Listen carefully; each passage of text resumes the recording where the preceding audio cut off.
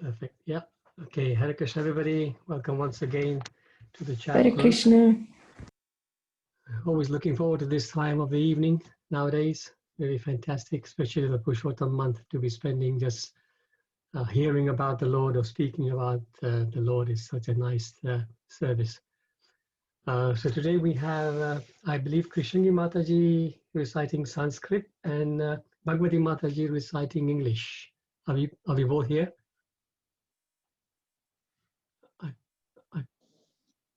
Bhagavati Mataji, you're both here. Krishnagi Mataji is here. I can see Bharati Shetty there, so Bhagavati Mataji is there as well. Yes. Okay, great. So yes, let me just share the screen.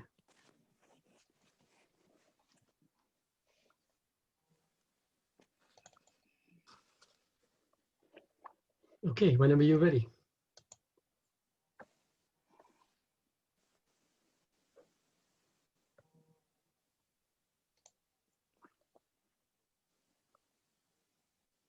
Om Namo Bhagavate Vasudevaya. Om Namo Bhagavate Vasudevaya. Chapter 15, Yoga of the Supreme Person, Purushottam Yoga. Atha Panchadaso Adhyaya. Number verse 1. Shri Bhagwan Uvacha Udamulam Adasakam Aswatam Pravavyam Chandamsi Yasha Parnani Yastam Veda Savedavit. The Supreme Personality of Godhead said, "It is said that there is an imperishable banyan tree that has its roots upwards and its branches down, and whose leaves are the Vedic hymns. One who knows this tree is the knower of the Vedas." Number 2. Adasya Chodam Prasatatasya Saka Guna Pravada Vishaya Pravala Adasya Bhulani Anusantatani Karmanubandhini Manushya Loke. The branches of this tree extends downward and upward, nourished by the three modes of material nature. The twigs are the objects of the senses. This tree also has roots going down, and these are bound to the fruitive actions of human society. Number 3 and 4. Narupam Vashe Tato Falbhaite Nanto Nachadi Nacha Sampratista Aswatam Enam Sumurudamulam Asang Sastrena Dudan Chitva Tata Padam Tatmarumargityam Yasman Gatana Nivatanti Bhuye Tameva Chadyam Purusham Prapadye Yata Pravati Prasata Purani. The real form of this tree cannot be perceived in this world. No one can understand where it ends, where it begins, or where its foundation is. But with determination, one must cut down this strongly rooted tree with the weapon of detachment. Thereafter, one must seek that place from which, having gone, one never returns, and there surrender to the Supreme Personality of Godhead, from whom everything began and from whom everything has extended since time immemorial. Number 5. Niman Mohajita Sangha Dosa Adhyatma Nitya Vinavritta Kama Dvande Mukta Sukha Dukkha Samje Gachanti Amudha Padam Avyam Tat. Those who are free from false prestige, illusion, and false association, who understands the eternal, who are done with material lust, who are free from the dualities of happiness and distress, and who, unbewildered, know how to surrender unto the Supreme Person, attain to the eternal kingdom. Number 6. Natad Bhashyate Surya Nasasako Napavakaha Yad Gatvana Nivatante Taddam Paramam Mama. That supreme abode of mind is not illumined by the sun or moon, nor by fire or electricity. Those who reach it never returns to this material world. Number 7. Mamevamso Jiva Loke Jiva Bhuta Sanatana Manasastrani Indriyani Prakriti Sthani Karashati. The living entities in this conditioned world are my eternal fragmental parts. Due to the conditioned life, they are struggling very hard with the six senses, which includes the mind. Number 8. शरीरं यद् व्याप्नोति यच्चापि उक्तामतीश्वर गृहीत्वैतानि साम्याति वायुगन्धा इवाश्यत. The living entity in the material world carries his different conceptions of life from one body to another as the air carries aromas. Thus he takes one kind of body and again quits it to take another. Number 9. Sotram chakshu sparsham cha rasnam granam eva cha adhisthaya manashaya vishayanu. The living entity, thus taking another gross body, obtains a certain type of ear, eye, tongue, nose, and sense of touch, which are grouped about the mind. He thus enjoys a particular set of sense objects. Number 10. Uktamantam sitam vapi tunjanam va gunanvitam vimudhananu pashyanti gnana chakshushaha. The foolish cannot understand how a living entity can quit his body, nor can they understand what sort of body he enjoys under the spell of the modes of nature. But one whose eyes are trained in the knowledge can see all this. Number 11. Yatanto yoginashayam pashyanti atmani avisthitam yatantopi akrutatmano nainam pashyanti achetasaha. The endeavoring transcendentalists who are situated in self-realization can see all this clearly, but those whose mind are not developed and who are not situated in self-realization cannot see what is taking place, though they may try to. Number 12. Yadaditya gatam tejo jagat bhashyate khilam yat chandramasi yat chagno tat tejo vidimamakam.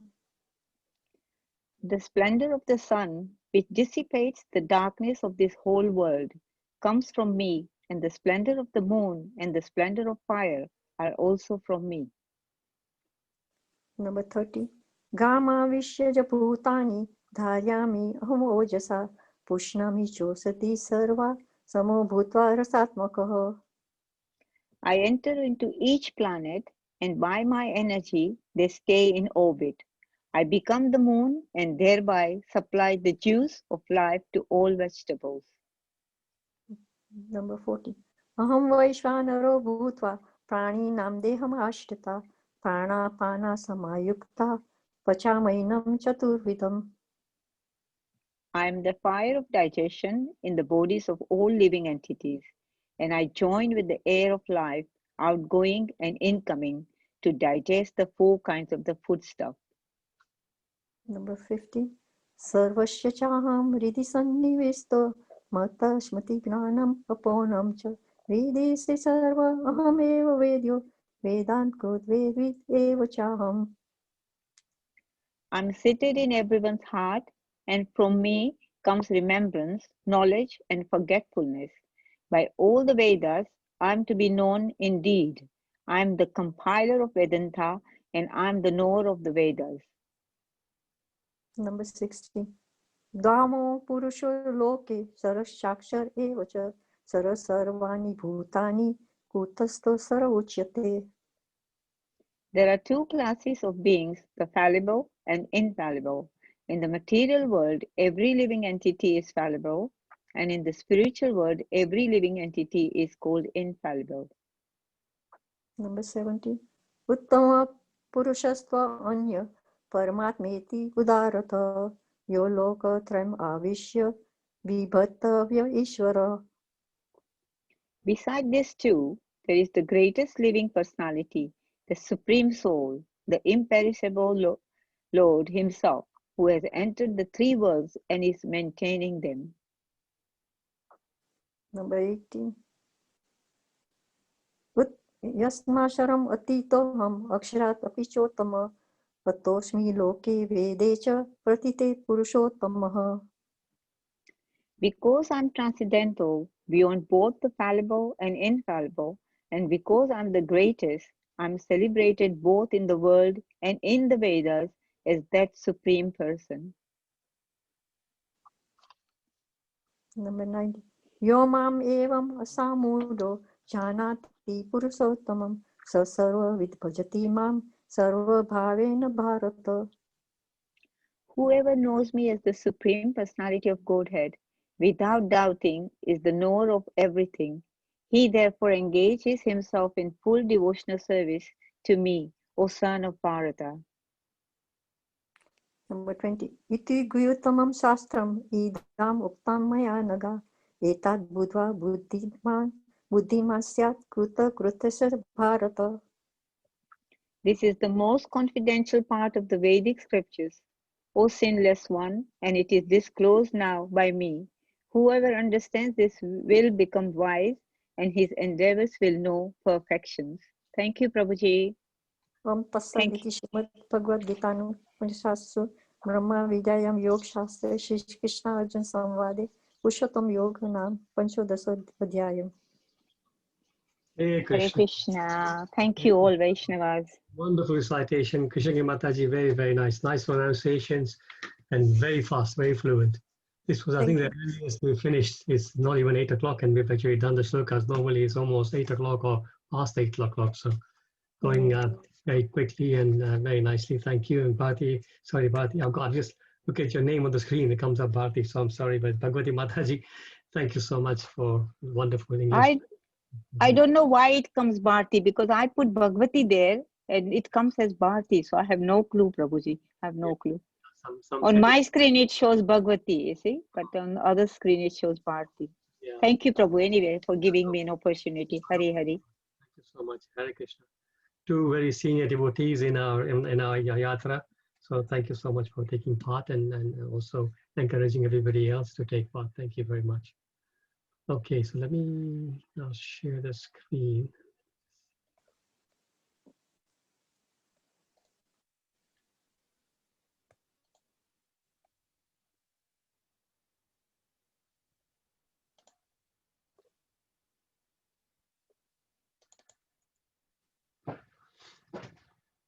Okay, so anybody who's not been on this session for the last few days, just to let you know that we recited the 15th chapter just now. We recite the 15th chapter because of the Purushottam month. 15th chapter is called the Purushottam Yoga. So this is why we recite the 15th chapter. We up to about day before yesterday, or maybe a week up to 2-3 days before that, we were going through all the verses in the 15th chapter. 15th chapter happens to be one of the shorter ones. So we finished that. It was only 20 verses. So we finished that. So now what we've done is we are reciting the 15th chapter in the terms of the verses, but then we revert back to where we were before the Purushottam month, which is in on chapter 11. So we then started in chapter 11 where we left off. So we will now to continue speaking about the chapter 11 now. Let me just get to the verse. So today we'll just do a quick summary. Chapter 11 we did a long time ago, seems like at the moment, because it's such a wonderful chapter 15, so many relishable verses. So 11 seems to be so far away, so long ago rather. So we know from text on chapter 11, text 1 to 8, Arjun makes a request to Krishna to show him his universal form. Then from 9 to 31, Sanjay is describing Arjuna's vision to Dhritarashtra. Then 32 to 34, Krishna talks about how he is time, and he asks Arjuna to be his instrument. Then 35 to 46, a long section with Arjuna's wonderful prayers to the universal form. Then this particular section now, the last section, 47 to 55, Krishna's two-armed form is shown only to pure devotees. So we just go on to today's verse.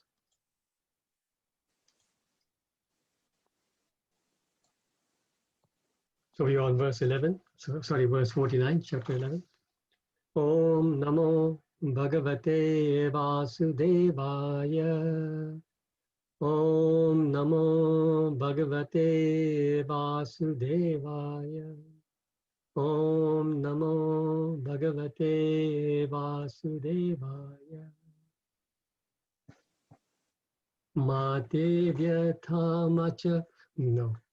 Mate Vyathama Chalimuda Babo Drishtva Rupam Goramidrin Mamedam Vyapeta Viprita Manapanastvam Tadeva Me Rupamidam Tapasya.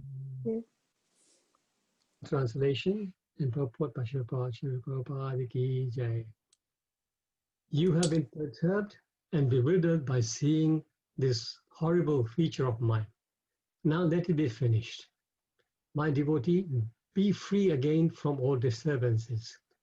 With a peaceful mind, you can now see the form you desire. So, in text 45 and 46, Arjun actually said to Krishna that, Krishna, my mind is disturbed with fear. Even the demigods were shaking with fear before that was mentioned. And he says, can you please show me now your forearm form? And then in 47, it says, Krishna says, no one has seen this form before. So as we know, there were several times that Krishna has shown his universal form, but it is explained that each time is a slightly different version. But this particular version that Arjuna saw was a complete universal form which nobody has seen before. And then yesterday in 48, what happened? Anybody remember what happened in 48 yesterday? Vrindavan Chandra did a nice class.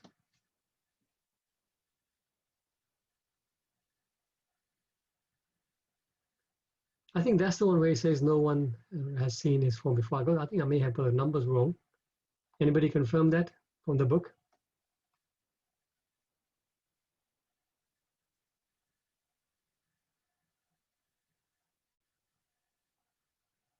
We did 48, Prabhuji.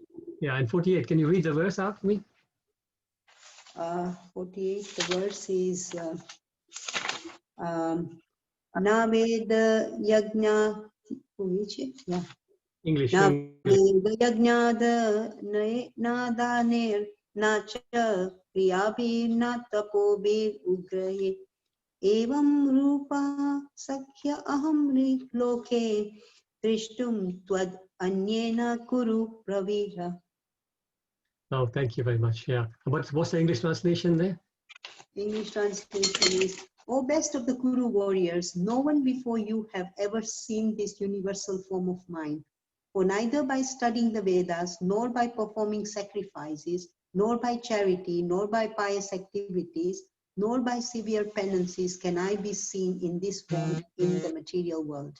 That's it. Yes, thank you. Yes, I had my numbers slightly wrong there. Exactly, yes. So this is an important verse where Krishna is saying to Arjuna that all those things, charity, penance, all those different things that people do, that Hare Krishna, who is speaking? Hare Krishna. Did somebody say something? Okay, all right, no problem. Yeah, so very, very fortunate people can see that form, Krishna is saying. So now, in this verse, Krishna is fulfilling Arjuna's wish to stop, to finish with this ghastly form. And he says, okay, now I will stop it. You can be free from all disturbances, and with a peaceful mind, you can now see me in the form that you desire. Rupamidam papasya. And he says that this current form was Ghora Rupam, Rupam Ghoram. So it's a ghastly form. So that's in terms of the verse itself. Just one thing to point out is that when you have this edge with a dot underneath, as I have mentioned before, for example, if you're reading this line, the third line, Vyapeta Vipurush Vyapeta Vipita Mana Punashvam. So you don't double sound that edge. That double sound happens only if that edge happens at the end of a line. So here some devotees, because if you think that there's a dot underneath and you will say Vyapeta Bihi Pita Manaha, so then it becomes a little bit too long for the meter. So you say bhi and mana, or mana rather. So this is the only thing, just like the Sanskrit rule. So there are rules and there are certain exceptions. The rule is that when the dot underneath, you make a double sound, like bihi, if this was a right. But then the rule within the rule is that if that word is within the middle of the line, then you don't double sound it. So that's the only thing I wanted to just point out on that. We can now go on to the purport. And I'll request, I'll just get at random, I'll pick somebody here. Okay, Jolie Mataji, are you there? You can maybe read the purport. Hare Krishna. Hare Krishna. In the beginning of Bhagavad Gita, Arjuna was worried about killing Bhishma and Drona, his worshipful grandfather and master. But Krishna said that he need not be afraid of killing his grandfather. When the sons of Dhritarashtra tried to disrobe Draupadi in the assembly of the Kurus, Bhishma and Drona were silent, and for such negligence of duty, they should be killed. Krishna showed his universal form to Arjuna just to show him that these people were already killed for their unlawful action. That scene was shown to Arjuna because devotees are always peaceful and they cannot perform such horrible actions. The purpose of the revelation of the universal form was shown. Now Arjuna wanted to see the four-armed form, and Krishna showed him it. A devotee is not much interested in the universal form, for it does not enable one to reciprocate loving feelings. Either a devotee wants to offer his respectful, worshipful feelings, or he wants to see the two-handed Krishna form so that he can reciprocate in loving service with the Supreme Personality of Godhead. Hare Krishna. Thank you, Jolie Mataji. Thank you so nicely recited. Srila Prabhupada ki jai. Jai. Nice and short, very sharp purport. So we'll just take the main points as we normally do from the purport. The first thing was that Arjuna was worried about killing Bhishma and Drona, and of course all the others, his brothers and cousins, etc., etc. So because he was worried about killing them, because here, if you just look at that sentence, Arjuna was worried about killing Bhishma and Drona. You can see from that sentence alone that Arjuna was thinking in a bodily form, in the bodily platform, because he's thinking, I am doing this, I am going to kill. And as we all know, nothing happens without Krishna's wish. So to then show to Arjuna that you're not doing anything, these people would be anyway dead, whether you're here or not, whether you fight or not. These people will be dead because this is my plan. And this is why Krishna has now shown this form to Arjuna. And so Prabhupada says in the purport, Krishna showed his universal form to Arjuna just to show him that these people were already killed, is what the point I just made. So in text, same this particular chapter 26 and 27, this is where it is mentioned all the sons of Dhritarashtra along with their allied kings and Bhishma, Drona, Karna, and our chief soldiers also, which means also Pandava side soldiers, are rushing into your fearful mouths, and some I see trapped with their heads smashed between your teeth. This is Arjuna's description of what he saw. So you see, he already saw that Bhishma, Drona, all the people that he was worried about sort of dying because of him. He's now realized that actually, no, it's not going to be because of me. I am just an instrument here.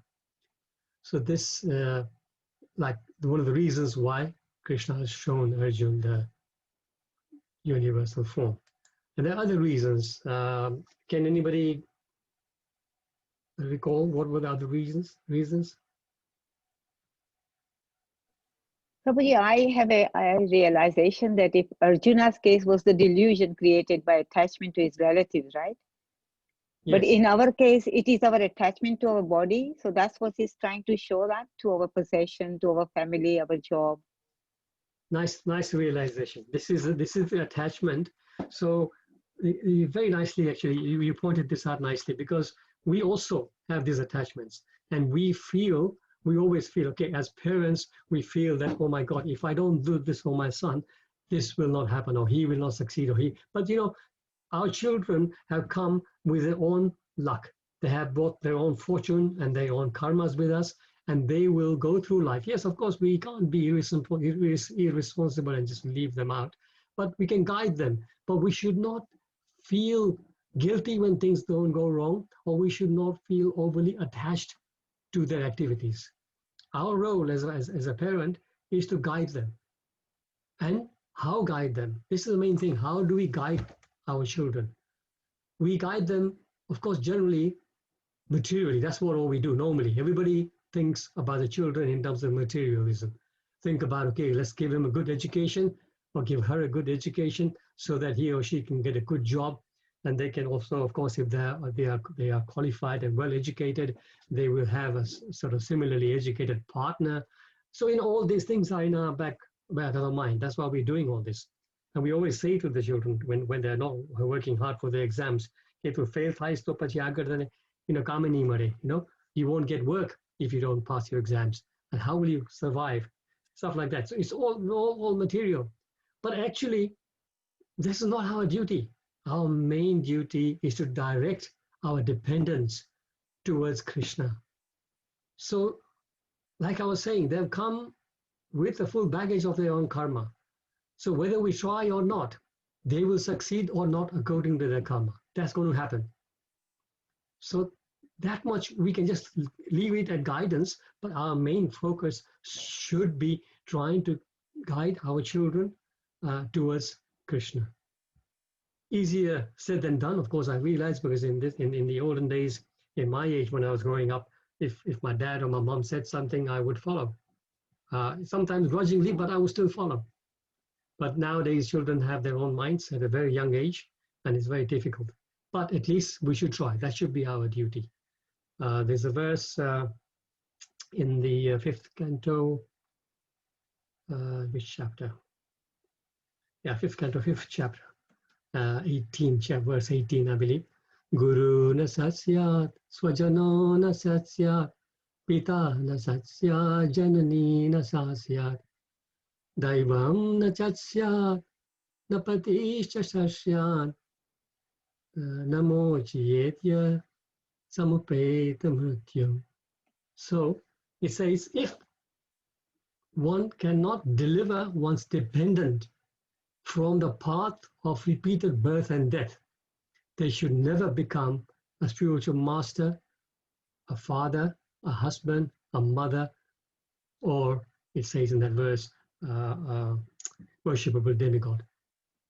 But so we of course, we only can say we will never become demigods, we will never become spiritual masters, most of us. We're concerned about our responsibility as parents. And our responsibility is to guide them so they can be saved from this repeated birth and death. So this is our main responsibility. Sorry, I digress a little bit, but you made a nice point. Yes, here, by showing Arjun's attachment. Arjun is attached also because he's attached to his grandfather, attached to Dronacharya because he was his teacher. And although Arjun is a self-realized soul, he's Nitya Siddha, but Krishna, because he covered him by Yogamaya, so he's thinking like this so that Krishna can speak the Bhagavad Gita for our benefit. But yes, the message here for us is, yes, your parents, your relatives, whoever you are attached to, they will have to go when the time comes. So don't be too attached to them. Yes, you have your responsibility, you look after them, do whatever you can. But don't be overly attached. Internally, we should all remain, or try and remain unattached. Thank you, Bhagavati Mataji, nice point.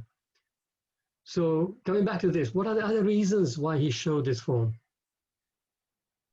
So that there would be no doubts in the future about the Lord's enormity. Yes, Hema Mataji, thank you so much. So here, a test for future pretenders, actually. Because when you have all these people saying, I am God, I'm an incarnation. We have so many in history, not so much here, but in India so much. Then you know that, okay, fine, this is one of the yardsticks. If you say you are an incarnation, then show us the universal form. So this is a yardstick. So yes, to save future people from dongi incarnations. And then one reason, of course, is because Arjun asked to see it. Arjun did ask to see it, right? Of course, in the end, he got very scared and perturbed, but he did ask to see it. And there again, the reason was he wanted Krishna to show that form so people can be completely convinced that he is a Supreme Personality of Godhead. Then Prabhupada says, for such negligence of duty, they, talking about Bhishma and Drona, should be killed. Very strong language. And what was the negligence of duty that he's talking about here? Do you know? What he says in the purport. Do you remember? I think when Draupadi was, when they disrobed, when she was humiliated, then none of them stopped them. Exactly. So you can see here that Draupadi, Dusashan is holding her sari. He hasn't started to completely pull yet. And Draupadi is pleading to all the assembled elders there. And you have there in the background, in the white, Bhishma there, Drona there, and they're all silent. So this is negligence of their duty. As learned elderly members of the family, it was their duty to stop this heinous act happening. Despite the fact that, okay, Duryodhana's case was that, look, I won Draupadi in the gambling match, fair and square, because they wagered her and I won it. Of course, it wasn't fair, we know, because Shakuna's loaded dice, Shakuni's loaded dice. But anyway, that was his case. But the elders, Dronacharya, Kripacharya, Bhishmadev, they should have got up and said, hold on a second, this is not right. Whatever has happened in terms of the gambling match, you cannot in public disrobe a lady and and what to speak of Draupadi, the supreme lady. But so they didn't, right?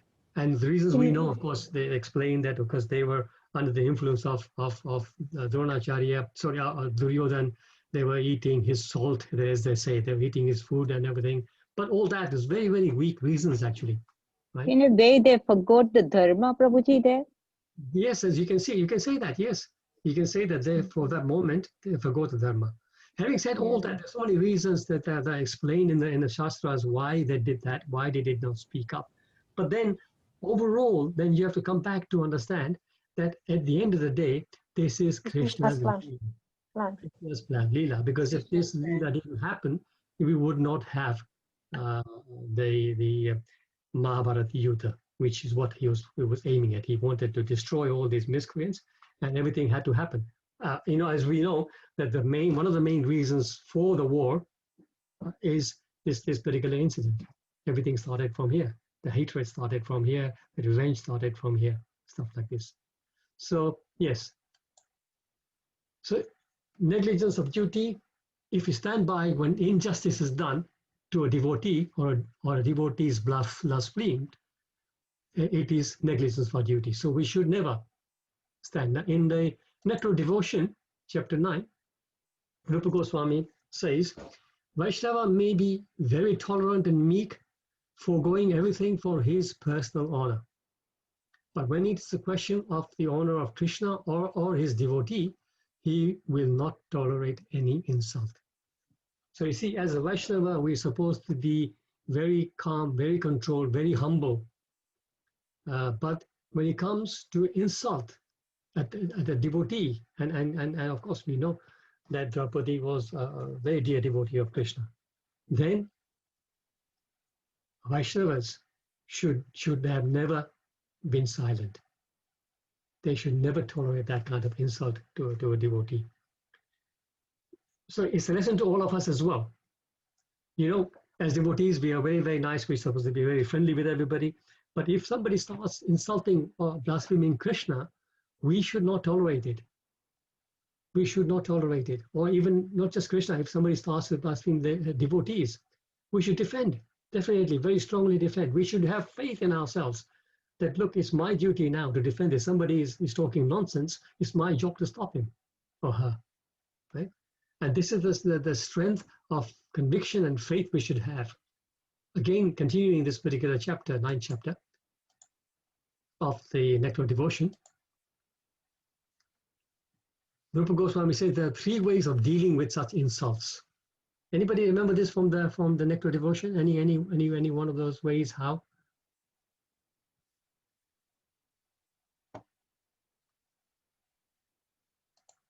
So first one is, if someone is heard blaspheming by words, one should be so expert that he can defeat the opposing party by argument.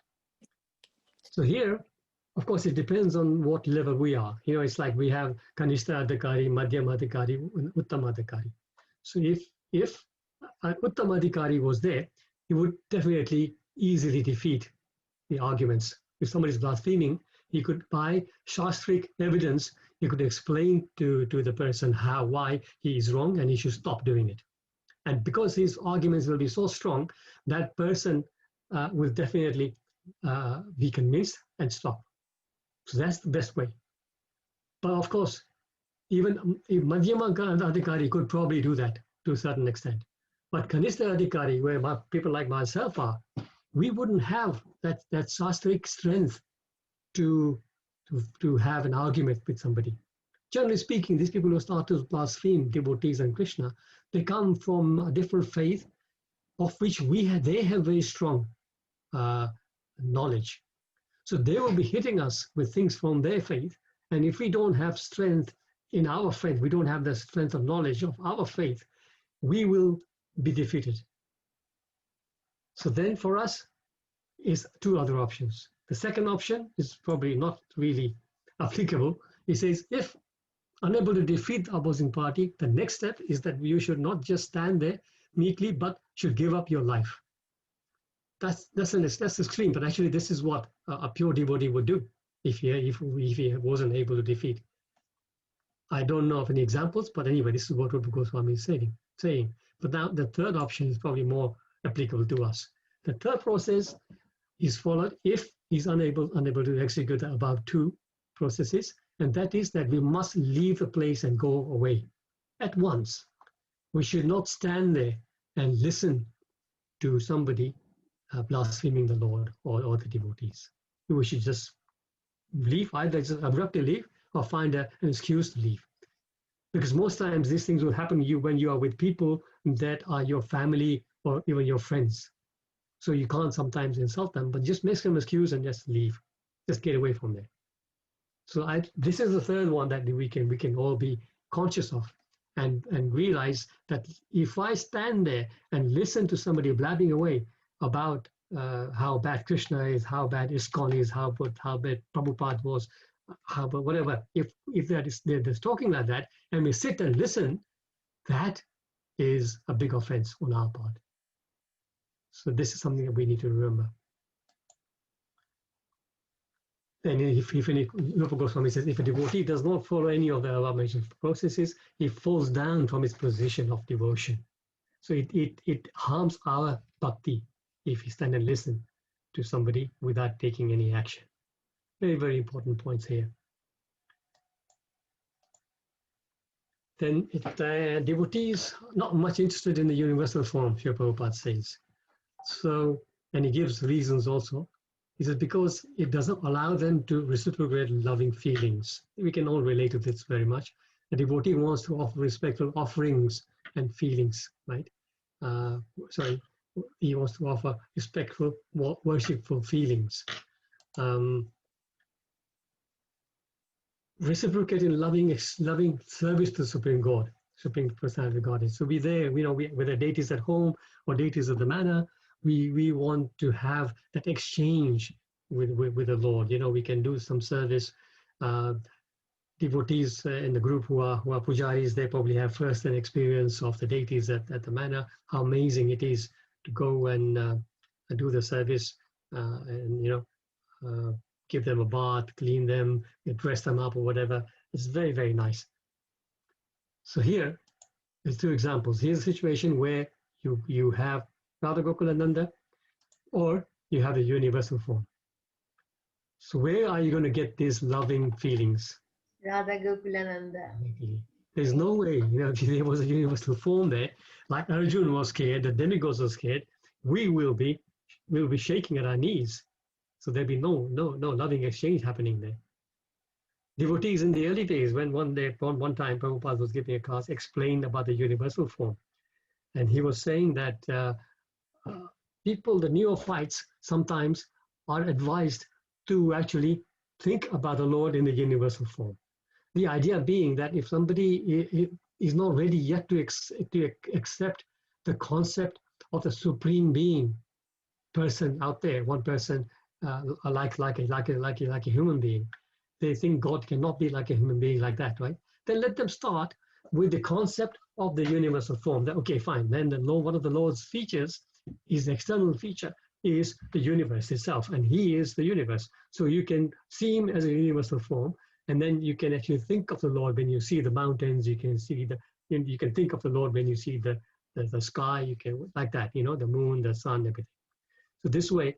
So at the end of that lecture, one devotee said, Prabhupada, because in America, most of the people will be finding it very difficult to accept like a personal form when we explain. So maybe we should actually have a deity of the universal form on our altar.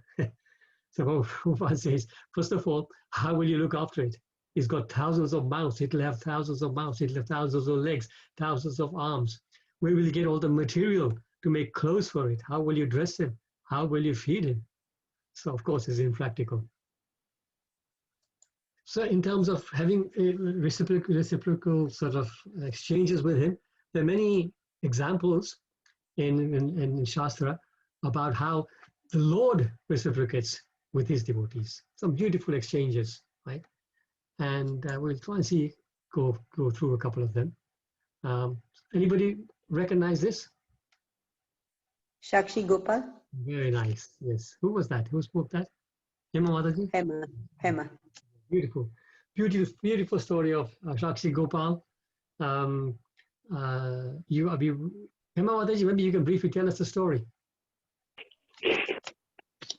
It was about a senior Brahmin and a junior Brahmin. They were doing some yatra, and the young Brahmin looked after the senior Brahmin quite a lot during the yatra. So the senior Brahmana, he promised the young Brahmana that when they get back to their village, that he will marry his daughter to the young Brahmin. And that was just said in front of the deities, so there was no other witnesses. And then when they went back, the family refused the older Brahmana to marry the daughter to the young Brahmin. But there was no proof. So I think the young Brahmin then went back to Gopal and said that you were the only witness, but how am I going to take you back? And I can't remember the rest, but then Shakshi Gopalji went with him and witnessed for the dialogue that the young Brahmana had with the older Brahmana. Does that make sense? Yeah. Yes, very good. Yes. So the thing is, with Brahmana, the older Brahmana was from a higher caste. Within the Brahmanas, of course, there are so many different castes. So older Brahmana was a higher caste, and the younger Brahmana was a lower caste.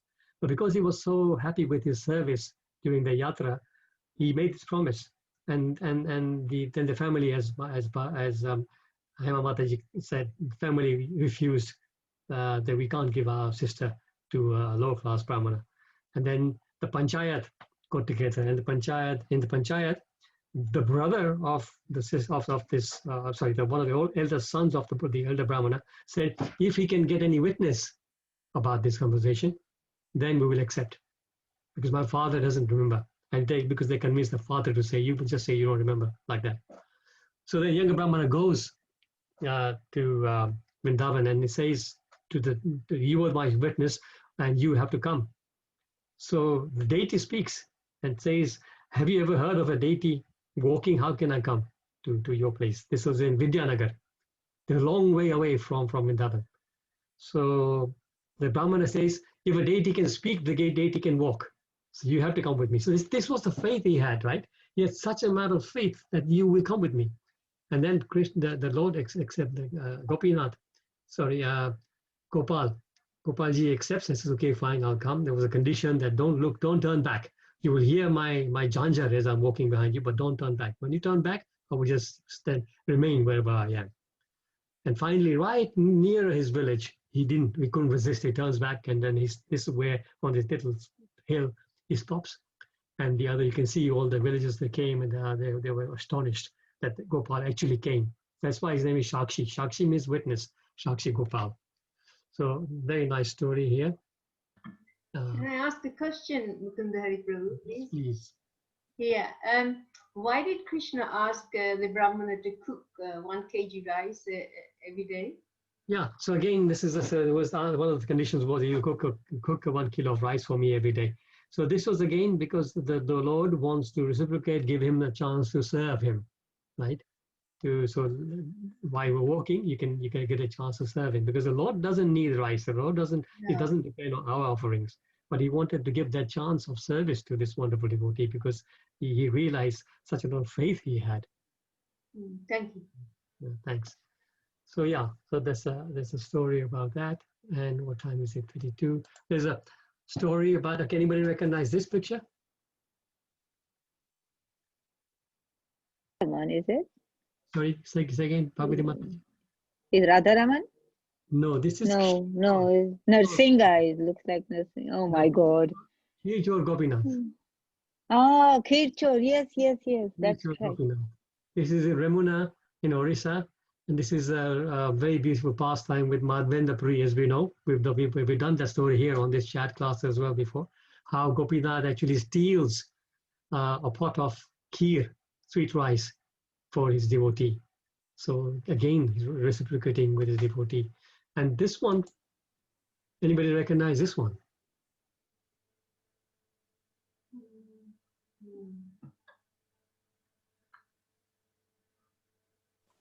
Ranchorji. Yes. Ranchor. Wonderful. Yes, exactly. I was wondering who was going to get it. Yes. This was who spoke just now? Krishnavani Prabhu.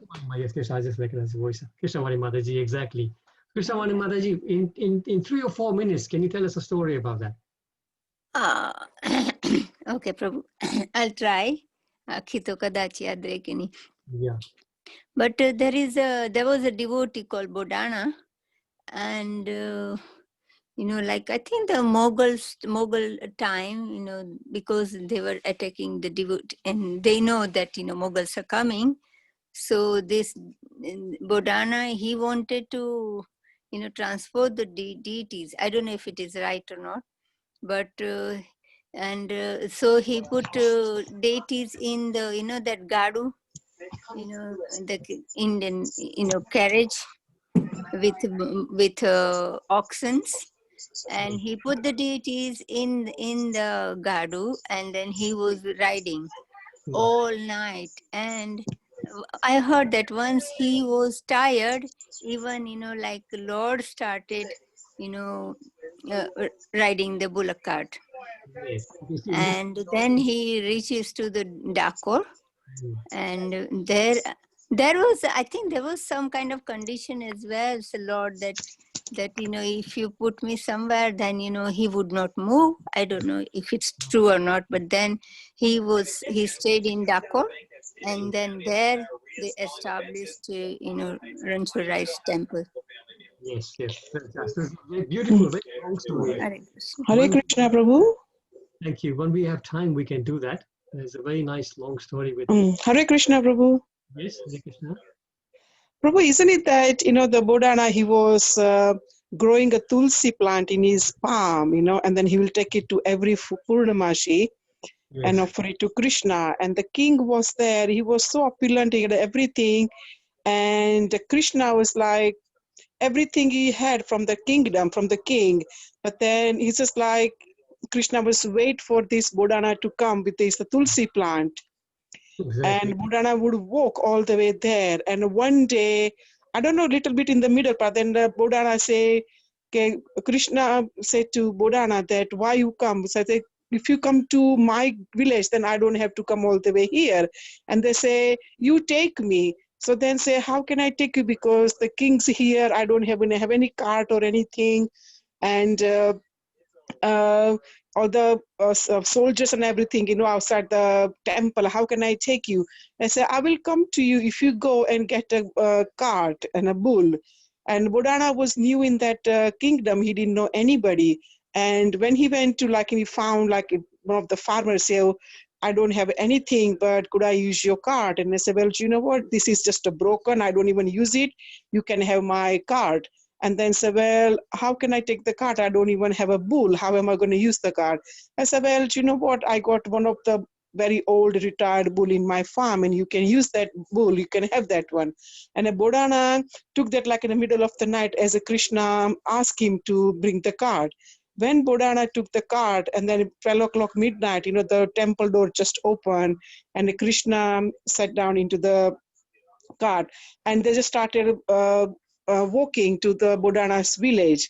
And in the morning, while they were going to the Bodhana's village, meanwhile, the next day, the king, all the priests and everybody woke up and say, what happened to the Krishna's deity? Krishna's not there. And so when the kings find out, he's going to chop our head off. So then they went to all four sides, all the directions, look for a Bodhana, and then look for the king. And they say, who could it's a very heavy deity, who could actually take the deity?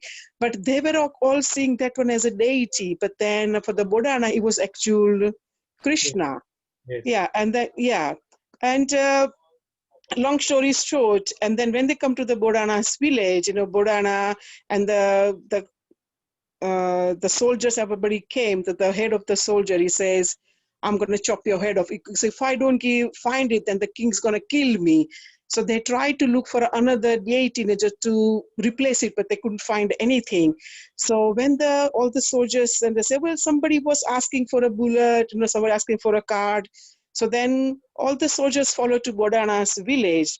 While what happened, the Bodhana, it was a Krishna said to say, you can hide me in the well. So Bodhana hide, Krishna's deity in the well. And all the soldiers and everybody came and say, well, if you give us just a deity, we will not do anything to you, we'll let you go and all this. And his wife, she got really frightened, and she said, well, he hid it in the well. He hid it in the well to the all the soldiers. And what the soldier did, before he could anything, he just kicked the Bodhana's head off. Now, soldiers and everybody, and I think that time the soldier realized that he did something wrong, but then the king is going to kill him. Now, what happened, that everybody tried to put, all the soldiers to put the deity into the cart, but nobody could lift it. But then his wife, she just picked it up just like that. And I said, how can this be possible? And in all that, then the Krishna said to his wife, she was lamenting that, her husband died, the soldiers chopped his head off, he's died. The Krishna said to his wife, said, don't worry, Bodhana is with me, and soon you will join me. Don't worry, he's with me. And then say, so all the elders in the village, they all get together and then say to Bodhana, to the Krishna, and say, what can we do? Because if we can't give him what he wants, he's going to kill us all, and the king's going to come to village, and he's going to, we have to pay a lot of tax and everything. So then say, well, the soldier said, the one thing, the king loves gold. So if you guys give us enough gold, and then I can go and tell the king, say, look, the deity we can just buy, we can get another deity, but they give us a lot of gold, and then that way king's going to shut up. So the whole village said, we don't even have enough gold, it's the same weight of deity. So the Krishna said to the villagers, they inspired them and say, okay, you have to make a big scale, and on one side we put a deity, and the other side we have to put gold. And an equal amount of gold, if I gave it to king, the king's going to pardon me, and then hold the village and villagers and everybody. So they they made a big scale, they put the deity on the one side. And what the Krishna said to Bodhana's wife, say, your nose ring, can you put the nose ring on the other side of the scale? And then what happened? The nose ring went down and the deity just came up. So it was like, it's just a lot of gold. And then the soldiers realized that, this is not just a deity, it's a God himself, the Krishna himself. And then he started asking for forgiveness. And then he say, somewhere go, then if you can dig somewhere, then you can find another deity. And then that deity they established that deity into king's temple, in a palace, the temple. And that's how the Dakor temple is established. Yes. And every Purnamashi people still go there, they walk about 2-3 hours. Some people even work for like 2-3 days just to go there every Purnamashi, every full moon. That's it. Yes. Thank you so much, Prabhupada Mataji. That's a very nice story. Yes. You put in a lot of details which were missing. So yes, that the Tulsi plant, and the reason why the Lord said, now don't come here because you're too old. He was 72 years old. For years and years, from a young age, he used to go every Purnamasi with a fresh Tulsi plant. And then because he was so old, the Lord said, don't come. The Buddha says, I can't. If I don't come, then you have to come to me. And this is how this cart thing happened. And as soon as the Lord came out of the temple and got onto the cart, that broken, rickety cart became brand new. And the old bulls who were sort of so old and useless, they became quite young. And that's how they made their journey. So yes, thank you so much. So like you say, again, these beautiful, sweet pastimes that are there in history about how the Lord reciprocates. It's up to us. If you see the Lord just as stone or wood or metal statue, then that's how the Lord will reciprocate with us. But if we actually have this faith that no, he is actually the Lord, the Supreme Lord in this form, and he can do anything, then yes, he will reciprocate. So thank you very much. Sorry, we've really overrun today. It's already 8:45. Just wanted to remind everybody about the Gita Life, the Little Gift campaign, especially because this is Friday the last day or Thursday the last day? Thursday, I think, the last day of Shotam, right? I think Thursday the last day. So anyway, the last day, or even on the day when you break the fast, whatever vows you've made, you can break those. You can again. For example, like you now start getting sweets again on Friday. So when you break the vow, it's very nice at that time to give some charity. So think about it. The best charity, as I always have said, is Shastradan. So let's try and I know a lot of you have already done it, but if you haven't done it, let's just sponsor some books or take some books to give to your friends, Bhagavad Gita especially. That's how we'll leave it today. Was there anything else? Oh yes, Devi Gaurangi Mataji has started this wonderful class where she is going to teach everybody the Sanskrit pronunciation. So whoever hasn't joined, just you can join that class. I think it's 6:30 to 7:30, something like that. The details will be there. Give Devi Gaurangi Mataji. Are you on the call, Mataji? Yes, Hare Krishna, Prabhuji. Thank you. Yeah, it is 6:30 to 7 p.m. because devotee wanted it half an hour. So I have done 4 groups: Monday, Tuesday, Wednesday, Thursday. So keeping small groups so everyone gets to contribute and recite. Thank you, Prabhuji. That's very nice service, Mataji, and for everybody else, it's such a nice thing because when you start to know how to pronounce these verses, they sound so sweet, and we will get a taste for it as soon as you learn a little bit. And if you learn some verses, the rest start to come easier. So it's very, very nice to learn. Yeah, thank you for your blessings, Prabhuji. I really just want to serve. Thank you. Thank you for your service. Okay, anybody, any 1 or 2 quick points, or we can close if there's nothing else to ask, either on this class or on anything else on this chapter. I wanted to just mention that, you were talking about children and attachment to children, and how it's our responsibility to make sure that they go into Krishna consciousness. I think if everyone reads the prayer of the child in Kapila Dev's instruction, then once we know what the child's desire is when he's in the womb of the mother, then we would certainly be convinced that that's the only thing we can give to our children is Krishna consciousness, because that's what the child is begging for. Yes, thank you. Such a nice point, really, exactly. The child actually, as it's in the womb, is in the pure state. Unfortunately, just like rainwater, when it's coming down from the sky, it's very, very pure. As soon as it hits the atmosphere, You get all the contamination. Similarly, the soul within the womb is very pure, but when it's out in the material world, even as children, babies are so sweet and so innocent, aren't they? So sweet, completely pure. But then they start getting the influence of the modes of nature and people around us, and then of course everything is ruined. But yes, that's a nice. Great. Thank you for reminding us about the prayers and the womb and Kapila Dev's pastimes. Thank you. Hare Krishna Prabhuji. Yes, Joli Mataji. Because I can't get my head around this incident with Draupadi. I just wondered, what's the take-home message you think from that, when the injustice was so appalling? Because in our culture, men really, the olden days, they couldn't even look at a woman, much less such a large crowd staring at her in severe exposure. Yes. So I'm just wondering, what is the message in that? What's the learning? Because I know Krishna rescued her, but yes. So there's quite a few lessons actually. Like in every incident in the Bhagavatam, all the stories, Mahabharata, Bhagavatam, we have so many lessons to learn. The first lesson to learn is from the negative side. You can see how degraded people can become if they're in the wrong association and with the wrong motives. So that is a degradation that happens if you're not careful. So we can all become Duryodhana and Dusashan if we don't keep the right company and the right attitude. So that's lesson number one. Lesson number two, as we discuss in this particular part, where Prabhupada says that it is an offense, a severe offense. Krishna says this is why Drona and Bhishma were punished, because of their offense of standing by when injustice is happening. So that's another lesson, that when something is unjust, as devotees, we don't turn a blind eye. We have to support the right cause.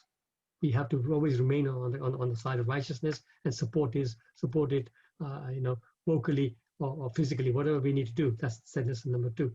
Lesson number three, as I said there, that we have to see this whole episode as a drama. Krishna has enacted this whole thing to give us these lessons. Oh, sorry, lesson number three before that was that unless you are fully surrendered to Krishna, Krishna will not come and help you. Fully surrendered. As much as your surrender is, that much Krishna will help you.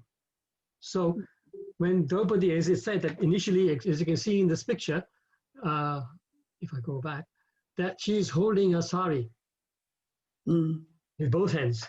Then she lets go with one hand. And then finally, when she puts both the hands up, saying, okay, fine, I can't defend myself because the Dusasana is too strong and I only rely on. So when we completely surrender to Krishna, that's when Krishna will take over. He will be the driver of our life. And then we have nothing to worry about. And then, like I say, finally, yes, we have to see this as the whole pastime as a pastime, as a drama to give us all these lessons. And without this, the war wouldn't have happened, and the Mahabharata wouldn't happen. We would have missed so many lessons. thank you. That was wonderful. Thank you. Thank you, Jodi Mataji. That makes a lot more sense. Thank you. Hare Krishna, Mukunda Hari Prabhu. Hare Krishna, Krishna Bani Mataji. Prabhu, I have one question from this session. Yes. As you know, like as you were explaining that without Krishna's will, nothing happens, right? Correct. So, whatever we are doing, it's all Krishna's will, right? Yes. So, I'm thinking that what about the criminals, right? The person who does something, bad crimes and thinking, they are also not doing, and it's also happening by Krishna's will. So can you please explain about that? Okay, so here, in this case, is Krishna's, yes, nothing can happen. Even they could not commit anything unless it's Krishna's sanction, right? So it is said that when you have come with a certain kind of karma, with certain kind of mentality, because we carry our consciousness from the past, from the last life, isn't it? In fact, 15, true.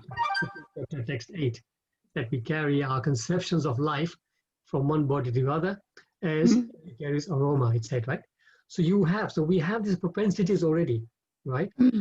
What happens is the Lord never wants anybody to commit sin of any kind. So he is forever trying to guide you from within us. So as we say, that's our consciousness, right? So when sometimes we say, I was just about to do this, my consciousnness wouldn't let me. For example, I'll give you a quick example. I walk into a shop and I pay for my goods, and in return, and this happened to me a couple of times, the person gives me, because she's in a rush or he is in a rush, they give me too much change back. I've given them a tenner, and they've given me change as if like this, and I have money in my hand. So first thought is, my natural instinct is, well, she's made a mistake. You know, it's a big company, they can afford to lose a $5. I just keep it, right? But then my consciousness says, no, this money doesn't belong to you. Not yours. So I go back and I give it, right? Mama Malini, one time she was in Tesco, and she has a habit, whenever she loads a cart, her trolley, she will then park it on one side and she'll go through the bill just to make sure that nothing's been double charged or whatever the discounts were supposed to have come. She's very particular like that. Then one time she realized that she was undercharged by 50p about something, only 50p. So she went back to the cashier. So cashier, look, I can't do anything now because I've moved on. Can you go back to the service center and service counter? She went there, and for 50p, then the person said, you're very honest, most people will just walk away. But she said, no, I don't want to keep anybody's 50p, even if it's Sainsbury's, doesn't matter, right? So like that. So that was the consciousness. So your consciousness speaks to you. So people who are in a little bit of more of goodness, they will hear the consciousness.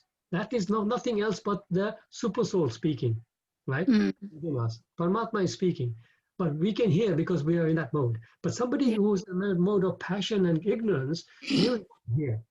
They will not hear. And in the end, Krishna says, fine, okay, if you don't want to hear, here, you have the sanction to do it, but at your own risk. You will face the consequences of going down and down and down in your future. This is how. Yeah, so even if they get punished, it's their choice. So there is we cannot blame Krishna, isn't it? We can blame Krishna. Everything they're doing because of that. Okay. Thank you very much, Prabhu, for explaining nicely. Okay, it's almost 9 o'clock now. So thank you so much, devotees. Please take care of yourselves. Thank you, Prabhu. Prabhuji, for this. Hare Krishna, Prabhuji. Hare Krishna. Thank you very much, Prabhuji. Thank you, Prabhuji.